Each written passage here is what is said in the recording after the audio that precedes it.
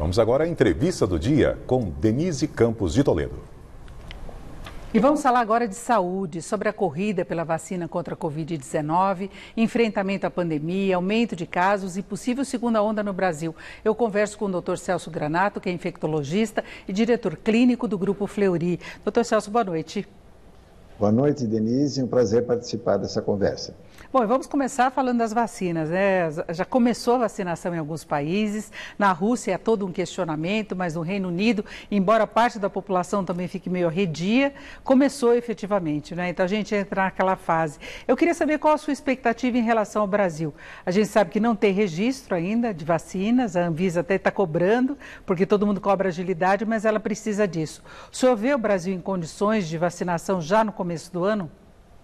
Olha, eu vejo, porque nós vamos também ter que estabelecer, Denise, prioridades, né? Se a gente fosse partir para vacinar um número muito grande de pessoas, excessivamente grande, isso poderia ser difícil com a infraestrutura que a gente tem, que a gente sabe que tem as suas limitações. Mas nós vamos vacinar, na verdade, inicialmente, pessoas acima de 75 anos, os profissionais da área de saúde, que são grupos restritos. Então, eu acho que dentro desse contexto, a gente consegue começar no começo do ano que vem, claro, desde que haja aprovação da Anvisa, isso é fundamental para que a gente possa começar. Agora, nós vamos ter problemas, sim, durante o ano, quando a gente começar a atingir grupos que são mais numerosos, né? E aí, eu gostei do que eu ouvi hoje, né, desse faseamento que foi colocado, como tem sido chamado, para a gente poder, então, organizar os centros de saúde, talvez centros alternativos, como quartéis, né? Locais em que normalmente a finalidade principal não é fazer a vacinação, mas que poderiam ajudar nesse contexto, né? Isso é importante. Porque é uma situação bastante complicada em termos de logística. São Paulo garante que pode começar no dia 25 de janeiro, que seria até aniversário de São Paulo, não é? Mas sabemos que há restrições, por exemplo, do Ministério da Saúde, que não tem citado muito a Coronavac. O senhor, como médico, como é que vê essa discussão? Olha, eu acho que nós vamos precisar, Denise, lançar mão de todas as vacinas que tiverem sido aprovadas, né? Eu acho que uma das grandes vantagens da Coronavac é que ela é com um vírus inativado, como você sabe. E vírus inativado, ele exige uma rede de frio muito mais tranquila, muito mais amena do que uma vacina, por exemplo, de RNA, que é uma molécula muito mais frágil ao calor. Então, eu acho que a gente precisaria sim começar com uma vacina que é mais fácil a gente trabalhar. É uma vacina muito semelhante àquilo que a gente usa para gripe, né, para H1N1, por exemplo. Então, eu acho que se a gente começar por aí, vai ser uma forma de a gente poder adequar também a nossa infraestrutura numa situação em que a gente não precisa de grandes redes de frio. Agora, à medida que a gente vai precisar de outras vacinas, essas sim podem precisar de uma estrutura mais complexa, eu acho que a gente vai ter que ver aonde a gente pode usar essas vacinas, porque eu não vejo muito cabimento, Denise, a gente discutir uma vacina que precise de uma temperatura de menos 70 graus, num lugar em que a temperatura ambiente é 35, 40 e que a gente pode ter um apagão de energia elétrica, né? Então, eu acho que isso é complicado, a gente precisa estudar bem aonde usar cada uma dessas vacinas, porque pior do que a gente não vacinar, vai ser a gente vacinar com uma vacina que não foi bem mantida. E aí... mas muita gente leva em conta a origem da vacina. A gente sabe que tem preconceito contra a vacina chinesa. A da Rússia, até alguns médicos questionam pela falta de informações mais precisas que eles estão devendo ainda, né? Tem essa falta de informações. O senhor vê motivos para essa preocupação? Olha, as vacinas que foram publicadas até agora, eu diria que tem, além da Sinovac, a gente tem a de Oxford, a gente tem a Moderna, a gente tem da Pfizer.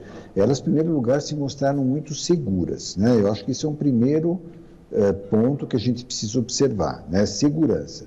E também, todas elas se mostraram com uma eficácia muito alta, né? A única decepção, digamos, foi da vacina de Oxford, que aparentemente devido a um erro de formulação, ela acabou tendo um grupo que deu uma proteção de 62%, mas que ela atingiu até 90%, desde que a formulação fosse correta. Então, eles vão precisar agora refazer um pouco desse estudo para aumentar o número de pessoas que tomam essa dose menor, para confirmar se isso é verdade. Agora, eu acho, viu, Denise, sinceramente, que a gente não pode se deixar levar por um preconceito numa hora dessas. Eu acho que se você tiver mais de um tipo de vacina, eu acho que a gente tem possibilidade de ter pelo menos 3, né? E se a vacina for segura e for eficaz, com registro na Anvisa, uma garantia de produção de boa qualidade, eu acho que, sabe, o problema é que algumas dessas vacinas ainda não têm uma publicação científica. A vacina russa, por exemplo, ela está muito atrasada em termos de publicação de artigos e a gente fica temeroso, né, de que isso possa não ser uma vacina tão boa quanto outras, né? E parece que no primeiro momento a prioridade deles é a vacinação da própria população, que já começou no último sábado, né?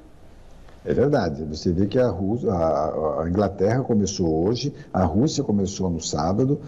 O número de chineses que a gente tem informações do exército, né, que tomaram essa vacina e outras feitas na China é muito grande, né? Então, eu acho que a gente pode ter muita tranquilidade com relação à segurança e eficácia. Agora, a Anvisa, ela vai checar outros tipos de informação, né? Por exemplo, hoje houve a informação de que a Coronavac recebeu um aporte de 500 milhões de dólares para poder duplicar a sua produção, né? Então, será que eles conseguem duplicar essa produção mantendo a qualidade da vacina? Então, essa é uma das coisas que os técnicos da Anvisa foram visitar a China para poder garantir, porque são detalhes que são bastante delicados, né? Quer dizer, a gente precisa garantir, né? E a gente aguarda a produção, inclusive aqui em São Paulo, através do Instituto Butantan, não é? Porque eles estão montando fábrica para poder produzir aqui no Brasil. Exatamente, Denise. Eu acho que isso, para nós brasileiros, não é só uma questão ufanista, não. Nós temos aqui no Brasil uma tradição de produção de vacina e distribuição que é muito forte, né? O Instituto Butantan, a Fiocruz, eles fabricam vários tipos de vacina, eles distribuem vários tipos de vacina. Então, eu acho que isso, para nós, é uma segurança de que a gente vai estar bem amparado nesse aspecto.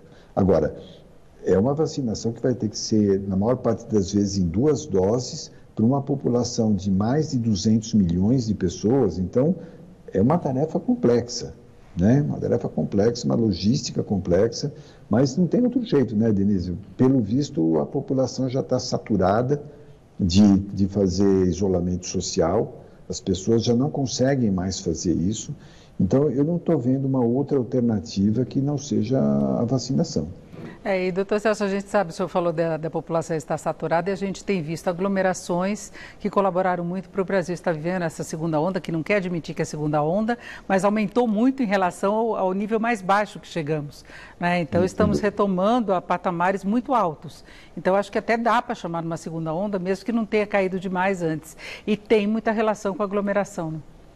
Eu estive vendo uns dados hoje, Denise.